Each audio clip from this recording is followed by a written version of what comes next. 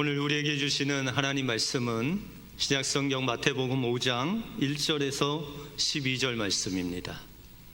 마태복음 5장 1절에서 12절 말씀입니다. 예수께서 무리를 모시고 산에 올라가 앉으시니 제자들이 나온지라.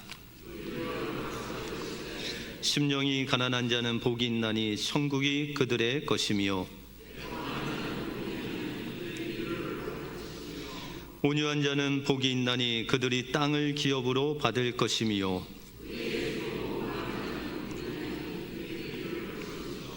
긍휼히 여기는 자는 복이 있나니 그들이 긍휼히 여김을 받을 것이며,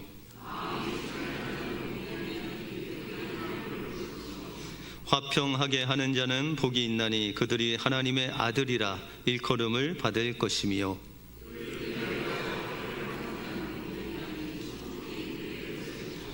나로 말미암아 너희를 욕하고 박해하고 거짓으로 너희를 거슬려 모든 악한 말을 할 때에는 너희에게 복이 있나니 기뻐하고 즐거워하라. 하늘에서 너희 상이 큼이라. 너희 전에 있던 선지자들도 이같이 박해하였느니라. 아멘. 2010년도 삼성경제연구소는 성균관대학교와 함께 한국인이 생각하는 행복의 조건이 무엇인가 7가지를 우리 한국 사람들이 이 7가지를 가지면은 행복하다, 그렇게 이제 설문조사를 했습니다. 첫 번째는 젊어야 된다. 되게 실망스럽죠. 젊어야 한다. 두 번째는 남보다 잘 산다고 느껴야 한다. 세 번째는 많이 배워야 한다. 네 번째는 사회에 대한 신뢰감이 높아야 된다. 다섯 번째는 종교 행사에 자주 가야 된다. 여섯 번째는 가족과의 여가를 중시해야 된다. 마지막 7번째는 결혼 유무는 행복과 무관하다. 그래서 이 젊은이들이 요새 결혼을 안 하시는지 모르겠는데, 여러분들 이렇게 한국 젊은 사람들, 한국 사람들은 이런 걸 가져야, 이거를 해야 행복하다라는데, 여러분들 그리스도인들의 행복의 조건은 무엇입니까? 젊어야 돼요? 어떻게? 좀 결혼 안 해도 돼요? 뭐 그런 것보다는 물질이나 명예나 눈에 보이는 것을 가짐으로 행복하기보다는 바로 하나님과 올바른 관계, 이 사랑의 관계가 맺어질 때 우리는 행복하다라는 것이죠. 여러분들 자녀들은 우리 자녀가 어떻게 자라줬으면 좋겠어요? 여러분들의 자녀가 나는 이렇게 좀 자라줬으면 좋겠다. 뭐 판사, 의사, 변호사, 이렇게 자라줬으면 좋겠어요? 그거는 이제 따라오는 거고, 여러분들 대부분 부모 되신 분들은 자녀들 향해서 우리 자녀들이 건강하게만 잘 자랐으면 좋겠다, 이렇게 생각하시죠?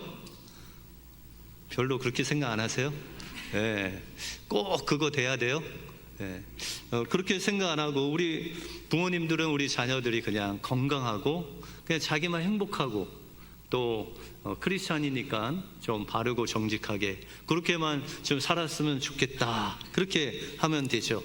여러분들 그리스도인의 행복이 또 마찬가지입니다. 하나님께서 여러분들에게 바라는 것은 여러분들이 봉사 많이 하고 은사가 많아서 사회에 큰 공헌을 세우고 이런 것보다는, 그런 거는 이제 따라오는 것이고, 여러분들이 건강하게 자라주기를 원하신다라는 거죠. 여러분들 건강하려면 어떻게 해야 돼요?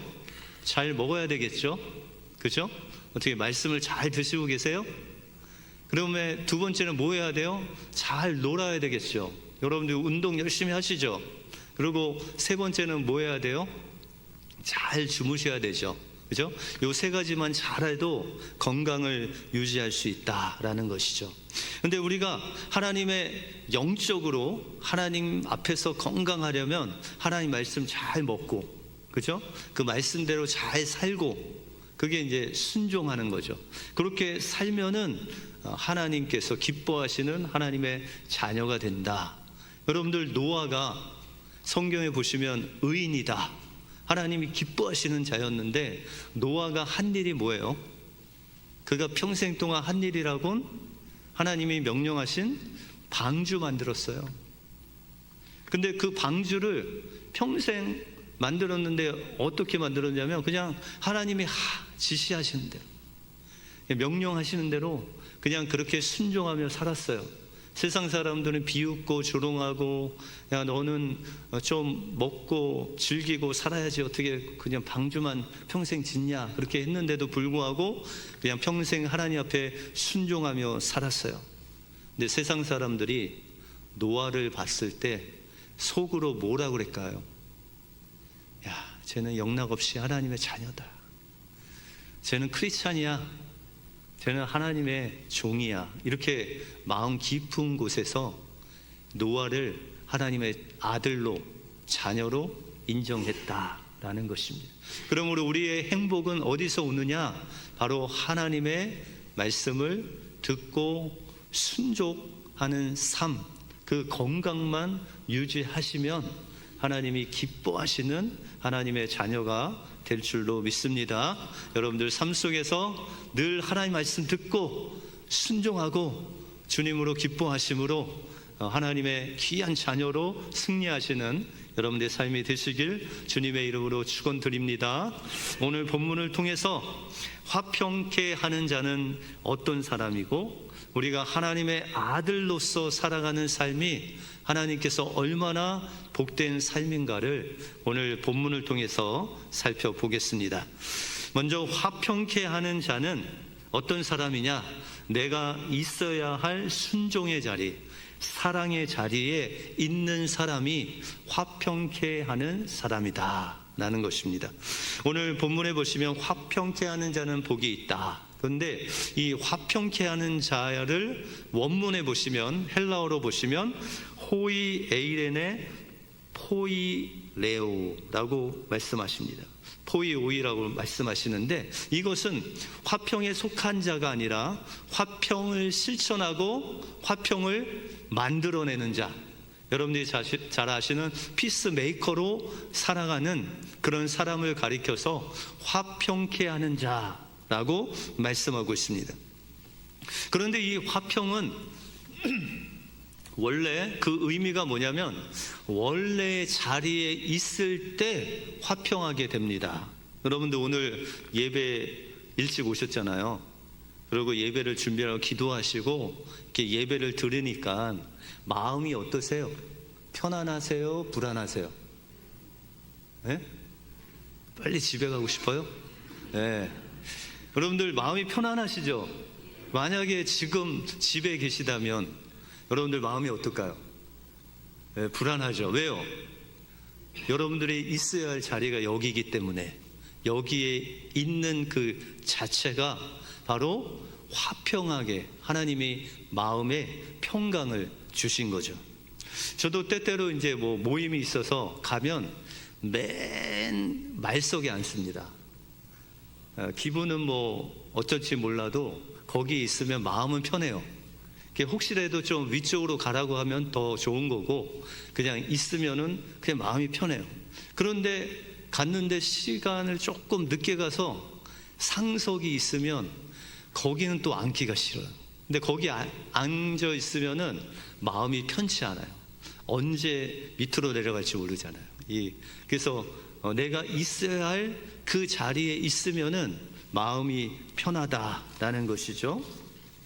그래서 이 편안한 것은 내가 있어야 할 자리에 있을 때 하나님께서 평안을 주시고 화평케 하신다라는 것이죠. 그러면 우리가 있어야 할 자리는 어디냐라는 것이죠. 하나님께서 창세기 1장 28절에 보시면 우리 모두를, 여러분들 모두를 어떻게 만드셨냐면 하나님의 형상대로 만드셨다. 하나님의 형상대로 만드신 다음에 하나님께서 복을 주셨다. 그렇게 말씀하고 있습니다. 그런데 그 복이라는 단어가 바라크라는 단어인데 무릎을 꿇다, 경배하다, 순종하다 그런 뜻이에요. 다시 말해서 우리가 하나님 앞에 무릎을 꿇고 순종하는 그 자리에 있는 것이 하나님께서 우리에게 주시는 복이다. 그렇게 말씀하고 있다는 것이죠. 그래서 하나님께서 아담에게 말씀하시기를, 야, 너 이 모든 동물들, 이 자연 만물을 네가 관리하고 경영하라. 그래서 아담이 나가서 코가 긴 짐승을 봐서 뭐라고 졌어요? 이름을 코끼리라고 지고, 목이 긴 짐승을 기린이라고 짓고, 이렇게 동물의 이름을 지었어요. 그때 아담의 마음은 편안했을까요? 편치 않았을까요? 편안했죠. 왜요? 하나님께서 명령하신 그 말씀에 순종하는 자리에 서 있었기 때문에 그 마음이 편안했다라는 것이죠. 그런데 이 아담과 하와가 하나님께서 명령하신 그 말씀에 불순종해서 그 순종의 자리가 아닌 불순종의 자리로 가서 그곳에서 하나님 말씀에 불순종해서 선악과를 먹었습니다. 그 마음이 어땠을까요? 그 마음이 죄로 인해서 이제 하나님과의 관계가 깨지고 화평을 잃어버립니다. 그래서 어디에 가서든 그가 무엇을 하든, 뭐 짐승에게 이름을 지었던 에덴 동산에 있던지 간에 그 마음은 불안해질 수밖에 없었다라는 것이죠. 그런데 하나님께서 그것을 아시고 우리 독생자 예수 그리스도를 이 땅에 보내주셔서 여러분들의 그 화평을 위해서, 원래 있어야 할 자리에 돌아가게 하시기 위해서 그 십자가에서 피 흘려 죽으심으로 인해서 그것을 믿는 자마다 원래의 자리로 돌아가는 놀라운 은혜를 우리에게 주셨다라는 것이죠. 다시 말해서 십자가의 보혈로 다시금 하나님과의 관계가 회복되고 평강이 여러분들 마음속에 임하게 되었다라는 것이죠. 그러면 우리가 이 화평을, 평강을 받은 자들로서 그러면 어떻게 살아야 되는지를 성경에 말씀하시는데, 우리가 히브리서 12장 14절에 보시면은 같이 한번 읽을까요? 시작. 모든 사랑과 더불어 화평함과 거룩함을 따르라. 이것이 없이는 아무도 주를 보지 못하리라. 여기서 하나님께서 화평을 가진 우리가 그 화평을 유지하기 위해서 어떻게 살라고 그래요? 모든 사람과 더불어 화평하라, 거룩하라. 여러분들 가족만 화평하면 되죠? 아니, 여러분들 사랑하는 사람들만 화평하면 되잖아요. 그렇게 말씀 안 하시고 모든 사람과 예외 없이 화평을 하래요. 좀 어렵죠? 그런데 그렇게 안 하면 어떻게 된다고요? 주를 보지 못하리라. 다시 말해서 하나님과의 화평이 깨진다는 거예요. 하나님께 나갈 수 없다는 것이죠. 그래서 성경에 보시면은 마태복음 5장 23절에 보시면 예물을 제단에 드리다가 형제에게 원망을 들을 만한 일이 생각나면 그 예물을 놔두고 형제에게 가서 화해를 한 다음에 화목하고 와서 예물을 드리라. 그렇게 말씀하고 있습니다. 여러분들 레위기서에 보시면 제사 종류가 여러 종류예요. 최소한 6가지 이상 종류가 있어요. 근데 그 예물을 드린다, 제사를 드린다는 것은 하나님과의 화평을 하기 위해서 예물을 드리는 거죠. 나의 죄를 용서받고 하나님과 화평을 위해서 예물을 드리는데, 그 예물을 드리다가 형제에게 원망 들을 생각이 탁 난다는 거죠. 어떻게 나요? 여러분들의 양심을 통해서, 마음을 통해서, 내가 그 형제하고 이런 일이 있었는데 나를 원망하는 거를 느낄 수 있게 해 주시는 분이 성령님이시다는 거예요. 그러면 그 사랑과 화평하지 않으면 하나님께서 여러분들을 봐요, 안 봐요? 안 보신다. 요한 1서에 보시면요, 너희가 하나님을 사랑한다고 하면서 형제를 미워하는 사람은 하나님을 사랑하는 사람이 아니다. 형제를 미워하면, 하나님을 미워하면서 사랑하는 것은 거짓말이다. 그렇게 말씀하고 있어요. 그러면 어떻게 살아야 돼요? 우리가 이웃과 형제와 화평한 삶을 살아야 된다. 누구를 위해서? 나를 위해서도. 왜냐하면 그 화평하지 않으면 누굴 못 봐요? 우리가 하나님을 보지 못하기 때문에. 또한 더 가까이 이런 말씀을 주셨어요. 베드로전서 3장 7절에 보시면 같이 한번 읽을까요? 남편들아, 이와 같이 지식을 따라 너희 아내와 동거하고 그를 더 연약한 그릇이요 또 생명의 은혜를 함께 이어받을 자로 알아 귀히 여기라. 이는 너희 기도가 막히지 아니하게 하려 함이라. 이렇게 말씀하고 있습니다. 여기서 똑같은 말씀을 하세요. 너희가 아내와 화평이 깨지면, 아내에게 원망을 들을 그런 일들이 생기면 어떻게 된다? 우리의 기도문이 막힌다. 다시 말해서 하나님과의 화평이 깨져서 하나님을 볼 수가 없다. 그러면 어떻게 해야 돼요? 아내를 어떻게 여기라고요? 아내를 어떻게 여기라고요? 오늘 파더스데이인데 남편을 좀 이렇게 더 높여주셔야 되는데, 아내를 더 귀한 자로 여겨야 된다. 그렇게 말씀하고 있어요. 다시 말해서 첫 번째, 우리 가정에서 아내와 남편의 관계가 화평해야 하나님과의 관계가 화평하다. 여러분들 아내와 남편의 관계, 가족 간의 관계가 화평하면 그 화평을 가지고 또 형제 자매들과 화평하는데 기초적인 아주 좋은 것이 된다. 그러므로 우리가 중요한 것은 먼저 우리 부부관계가 화평해야 된다라는 거죠. 근데 예전에 제가 화평하는 방법을 한번 알려드렸는데 분명히 여러분들이 다 까먹으실 줄 알고 제가 한 번 더 적어왔습니다. 먼저 아내들이 남편들에게 듣고 싶어하는 말, 이 말만 들으면 내가 행복해진다, 그런 말을 제가 한 5개 알려드렸어요. 첫 번째가 뭐였을까요? 여보 사랑해. 두 번째, 여보 고마워. 그러면 아내들 마음이 좀 이렇게 행복해지세요?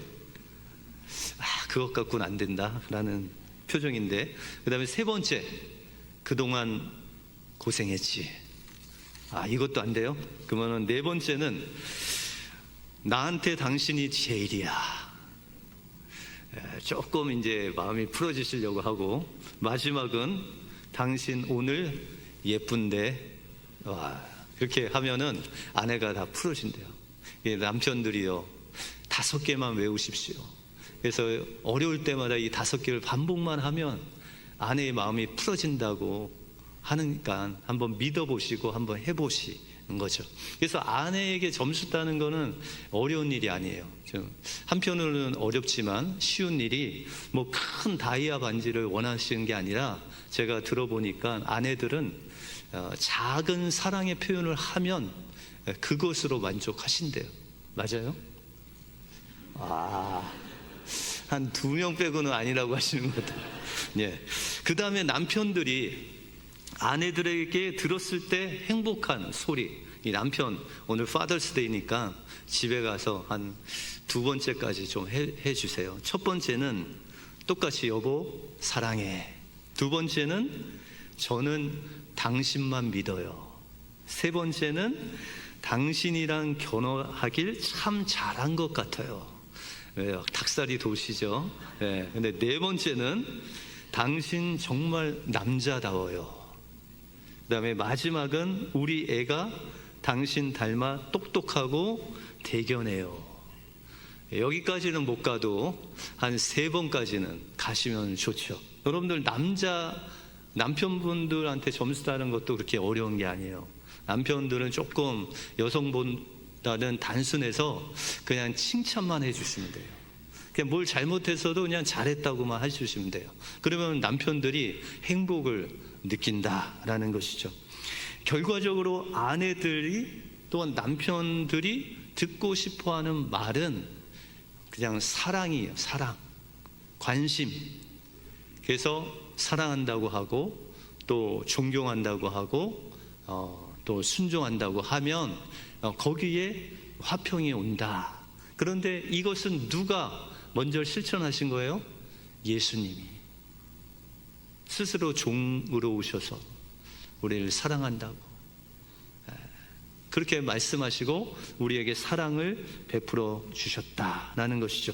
그러므로 우리가 이 화평케 되는 자가 되기 위해서는 먼저 우리가 있어야 될 자리가 어딘지, 하나님 앞에서 우리가 순종의 자리, 또 남편 앞에서는 우리가 존경하는 그런 자리, 또 남편들은 사랑하는 자리, 그 자리에 있어서 그 사랑을 또한 이웃에게 사랑의 자리로, 또 존경의 자리로, 순종의 자리로 나갈 때 여러분들이 화평케 하는 자가 되어서 세상 사람들이 여러분들 바라보기만 해도, 노아를 바라보기만 해도 그 사람은 영락없이 하나님의 자녀다, 크리스찬이다, 하나님의 아들이다, 이렇게 귀한 하나님의 자녀다운 삶으로 하나님께 영광 돌리시는 우리 은혜교회 모든 성도님들 되시길 축원드립니다. 다음으로 화평케 하는 자는 화평을 실천하는 사람이다, 그렇게 말씀하시죠. 여러분들, 우리가 이 화평케 하는 자가 화평에 속한 자가 아니라 화평을 실천하고 또한 화평을 만드는 피스메이커다, 그렇게 말씀드렸죠. 근데 우리가 성경에 보면 많은 믿음의 사람들이 이 화평을 만드는 자로 살았다라는 거죠. 그래서 창세기 13장에 보시면 아브라함이 나옵니다. 근데 이 아브라함은 화평을, 다툼을 싫어하고 화평케 하는 그런 사람이었어요. 근데 이 아브라함이, 우리가 창세기 12장에 보시면 애굽으로 갔다가 망신을 당하죠. 그런데 거기서 그 애굽 왕에게 엄청난 은금과 짐승을 받아서 돌아옵니다. 그런데 하루는 아브라함이 이렇게 들녘을 보니까는 이 롯의 목자들과 자기 목자들과 막 다투고 있어요. 왜 다투나 했더니 이 양이나 이 짐승들이 너무 많아져 갖고 서로 이렇게 풀 먹고 물 먹기에는 너무 좁은 거예요. 그래서 서로 막 다투는 거예요. 그래서 아브라함이 이러면 안 되겠다 라고 생각하고 조카 롯을 부릅니다. 야, 롯아, 내가 보니까는 니네 목자하고 우리 목자하고 다투는데 이거는 아닌 것 같다. 우리가 나누자. 땅을 나눠서 아주 네가 원하는 대로 그 땅을 가서 우리가 좀 화평하게 살자. 그래서 네가 좌하면 나 우하고 네가 우하면 난 좌하겠다. 여러분들, 아브라함이 화평을 위해서 뭘 포기했어요? 선택권을 포기했죠. 여러분들, 이렇게 땅이 막 있는데 여러분들 누가 먼저 선택하느냐에 따라서 좋은 땅을 차지하잖아요. 그게 얼마나 큰 차이예요, 그죠? 근데 아브라함은 무엇을 위해서? 화평을 위해서 그 땅을 양보하게 됩니다. 우선권을 양보합니다. 그래서 그 조카는 동서남북을 보니까는 저 동쪽 요단 땅이 물도 넉넉하고 풀도 넉넉해요. 나는 저희가 가겠습니다, 그래요. 근데 아브라함은 이제 동편이 아닌 다른 곳으로 가야 되잖아요. 아브라함은 하나님께 기도를 합니다. 하나님, 저는 어디로 가야 됩니까? 그랬을 때 하나님께서 그를 헤브론 산지로 인도하셨다. 여러분들, 산지에서 무슨 짐승을 칩니까? 그죠? 평원에서, 평지에서 짐승을 길러야 되는데 하나님께서 아브라함이 아주 불편한 그 헤브론 산지를 주셔서 그곳에서 짐승들을 기르게 하셨다. 그런데 나중에 보면 하나님께서 이스라엘 백성들을 가나안 정탐을 보내는데 어디로 보내요? 젖과 꿀이 흐르는 헤브론 땅으로 보내지 않습니까? 궁극적으로는 그곳이 하나님께서 우리에게 허락하신 천국과 같은 곳이 바로 이 헤브론 땅이었다라는 것이죠. 그런데 이 아브라함만 이런 것이 아니라 그의 아들의 삶을 봐도 그도 화평을 위해서 살았다라는 거죠. 여러분들, 이삭도 이런 기근이 만났을 때 블레셋 땅으로 이 남서쪽에 있는 이 블레셋 땅, 그랄 땅이라는 곳에 가서 그곳에서 살았어요. 근데 그 남의 땅에서 사는데 농사를 졌는데 100배의 축복을 주셔서 성경에 보시면 이삭이 거부가 됐다, 그렇게 말씀하고 있습니다. 하나님이 축복하신 거죠. 그런데 이 거부가 된 이삭을 보니까는 누가 배가 아파요? 그랄 땅에 사는 사람들이 배가 아픈 거죠. 이삭이, 그것도 자기 민족도 아니고 이방 민족이 와서 저렇게 거부가 되니까는 배가 아파갖고 이제 찾아왔어요. 그 당시에는 물이 귀하기 때문에 우물을 파서 물을 길렀는데 그 우물을 달라는 거죠. 이삭이 어떻게 했을까요? 그것을 그냥 주고 갔어요. 여러분들, 이삭은요 그냥 만만하게 볼 사람이 아니에요. 거부이기도 했지만 그의 아버지에게는 뭐가 있었어요? 잘 훈련된 318명의 싸움에 능한 사람이 있었잖아요. 그 사람 다 어디 갔을까요? 이삭 밑으로 왔겠죠. 또 이삭이 키운 사람들도 있었을 거예요. 그러니까 이 이삭은 족장이었고 그 족장 시대에 다른 족속과 싸워서 이길 수 있는 능력도 이 이삭에게 있었다라는 것이죠. 그런데 너무 힘없이 우물을 달라 하니까 그래 너 가져라 하고 다른 데로 갔어요. 다른 데서 우물을 또 팠더니 거기에 막 물이 또 나오는 거예요. 그랬더니 또 블레셋 사람들이 와서 그 우물을 뺏어서 흙으로 막 채웠어. 그 정도 되면 여러분들 어떻게 해야 돼요? 여러분들 잘하시는 거 없어요? 싸워야 되잖아요. 말로 주면 대로 갚아요? 아니면 대로 받으면 말로 갚아요? 하여튼 그렇게 하시잖아요. 그런데 그렇게 안 하고 이삭이 또 그냥 줬어요. 달라면 주고 하다가 이제 평지가 없어서 막 골짜기를 다니면서 우물을 파다가 하나님께서 르호봇이라는 곳을 인도하셔서 그곳에 우물이 막 엄청나게 쏟아 나오니까 그제서야 화평이 있었어요. 여러분들, 이삭이 어떻게 그렇게 블레셋 사람들이 공격하는데 참을 수 있었을까요? 이삭이 온유해서, 성경으로 보면 이삭은 이미 죽은 사람이었어요. 모리아 산에서 이미 그의 옛사람이 십자가에 못 박혀 죽은 사람이었어요. 죽음을 통과한 사람이에요. 여러분들, 죽은 사람한테 말 걸면 말해요? 죽은 사람하고 싸워보신 적 있으세요? 없죠. 이삭은 영적으로 십자가에 자기 옛사람을 못 박은 죽은 사람이었다. 그래서 하나님께서 인도하시는 대로 그 화평을 찾아서 양보하고 손해하고 포기할지라도 하나님의 화평을 도모하는 그런 사람이 됐기에 하나님께서 이삭을 통해서 이 블레셋 사람들에게 저 사람은 하나님의 자녀다, 하나님의 아들이다, 하나님의 사람이다 라는 이야기를 들었다라는 것이죠. 분당 우리교회라는 한국의 큰 이찬수 목사님이 이제 담임하시는 교회가 있습니다. 그런데 이찬수 목사님이 사랑의 교회 부목사로 섬기다가 이제 개척을 하게 되었습니다. 한 20여 년 전에. 근데 이제 개척 멤버가 한 30명 정도 되는 개척 멤버하고 이제 지금 분당이나 뭐 용인, 뭐 수지, 죽전 요 근처에 이제 예배당을 차리려고 막 다 발품을 찾아서 이제 찾았대요. 그런데 어디든 막 다 가겠다라고 했는데 딱 한 군데, 그 많은 곳에서 한 군데 상가 70평짜리가 나와서 계약을 하셨대요. 그리고 이제 잔금을 치르고 들어가려고 잔금을 치르려고 하는데 전화가 왔어요.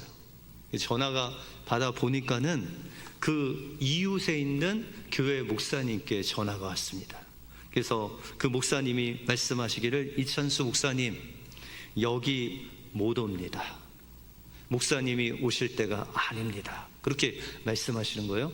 그래서 놀래갖고 이제 잔금 치르기 전에 가서 목사님께 이야기를 뭐 했는데 이곳에 개척하면 안 된다는 거예요. 목사님 오면 다른 교회가 영향을 받아서 안 된다는 거예요. 그래서 그러면은 저희가 교회당을 찾기는 찾는데 여기 빼고는 정말 없다.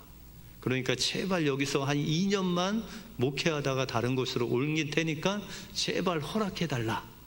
그런데도 막 화를 내시면서 안 된다는 거예요. 그럼 내일 와서 다시 뵙겠다고 하고 집에 가서 곰곰이 생각해 봤더니 마음이 용납이 안 되는 거예요. 분당의 교회가 한두 개가 아니고 그 목사님 교회도 멀리 떨어져 있고 자기가 그곳에 정말 어렵게 상가를 얻어서 못할 이유가 아무것도 없는데 못 온다는 거죠. 그래서 새벽에 새벽 예배를 드리고 있는데 불쑥 하나님께서 이 이삭을 떠오르게 하셨대요.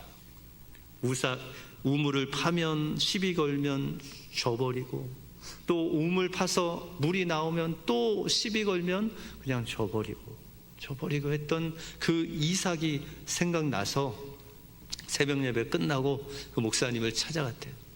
주스 한 바스를 사갖고 찾아가서 목사님 저희가 포기하겠습니다. 여기서 예배당 안 갖겠습니다. 그리고 왔대요. 그리고 이제 창립하려고 이제 30명과 함께 이 얘기를 한 거예요. 2차 저차 해갖고 못 들어가게 됐습니다. 그리고 우리가 계약금으로 건 1,000 몇백만 원 다 손해봤습니다. 그랬더니 안타까워하면서 어떤 집사님이 말하기를 목사님 이삭이 몇 번이나 양보했어요. 우리 몇 번이나 더 양보해야 돼요. 그런 분도 있고 어떤 분은 막 화가 나갖고 목사님 그러면 우리가 다 양보하고 뭐 이것저것 따지면 산 꼭대기에다가 개척해야 됩니까? 막 이런 분도 있고 그래서 이 목사님이 막막했어요. 왜냐하면 한 몇 달 동안 그 주변에 있는 데를 다 뒤졌거든요. 그거 하나밖에 없었거든요. 그래서 다시 발품을 찾아서 막 찾고 있는데 부동산에서 연락이 왔어요. 좋은 게 나왔다고. 딱 가봤는데 포기한 그 자리 그거 하나였어요. 그래서 이제 그렇게 기도를 하다가 하나님께서 지금 예배 드리는 송림 중고등학교로 인도하셔서 그 강단을 쓰게 하셨고 이제 한 20여 년이 지난 지금은 수만 명의 이제 성도들과 함께 예배를 드리고 있습니다. 그러면서 그가 기도하면서 이제 하나님께 물었대요. 하나님, 그냥 처음부터 이쪽으로 인도하시지. 아니 개척할 때 그 1,000만 원이란 돈을 손에 보게 하시면서 왜 이렇게 나중에 인도하셨습니까? 주님 앞에 물었답니다. 근데 그 기도 가운데 두 가지를 말씀하셨대요.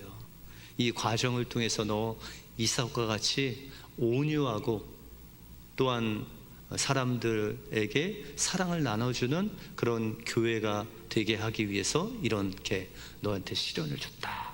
그 다음에 두 번째는 이삭과 같은 피스메이커와 같은 그런 교회가 되기 위해서 네가 양보하는지 손해보는지 포기하는지 그런 교회가 되기를 원해서 너를 시험해 봤다. 그래서 이 목사님이 생각할 때 아니 거기서 자기가 막 우겨갖고 아니 목사님 교회가 한둘입니까? 뭐 거리가 이 정도면 되지 뭐 그러면서 우기고 거기에 들어갔으면 지금 분당 우리 교회는 없다는 거예요. 그냥 그 상가 교회에서 조금 뭐 더 커질 수는 있었어도 이 교회는 없었을 것이다. 다시 말해서 하나님께서 더 좋은 복을 주시기 위해서 양보하게 하시고 손해보게 하시고 포기하게 하셨다. 그 간증을 들었습니다. 여러분들 화평케 하는 자는 순종의 자리, 사랑의 자리에 있어야 되는 자들입니다. 그래서 아내는 남편을 존경하고 또 남편은 아내를 사랑하고 또 이웃을 내 몸과 같이 사랑하는 그 자리에 있을 때 하나님께서는 우리를 가리켜 하나님의 아들이다 일컬어 주신다라고 말씀하시고 화평케 하는 자는 양보하고 손해보고 포기해도 화평을 실천하는 자가 바로 화평케 하는 자다라고 그렇게 말씀하고 있습니다. 그러므로 우리가 하나님께서 우리에게 주신 이 귀한 축복의 말씀을 붙잡고 우리가 때로는 화평을 위해서 손해보고 양보하고 포기할지라도 그것을 통해서 하나님께서 더 좋은 것으로 인도하시는 그 놀라운 주님을 믿고 여러분들 가정에서 또 이웃과 함께 화평을 나누실 뿐만 아니라 만들어 가시는 우리 은혜교회 모든 성도님들 되시길 주님의 이름으로 축원드립니다. 기도하겠습니다. 하나님 감사합니다. 오늘 화평케 하는 자가 복이 있나니 하나님의 아들이라 일컬음을 받는다고 말씀해 주신 거 감사합니다. 하나님, 우리는 때때로 십자가에 옛사람이 못 박지 못해서 때로는 포기하지 않고 양보하지 않고 손해보지 않으려고 함으로 인해서 하나님을 보지 못하고 하나님과의 관계가 깨질 때가 많습니다.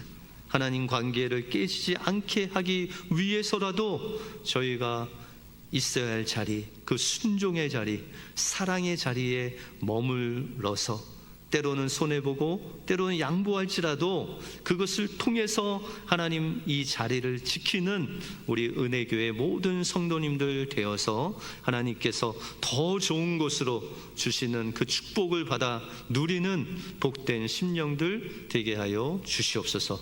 모든 것 주님께 감사드리오며 예수 그리스도 이름으로 기도하옵나이다. 아멘.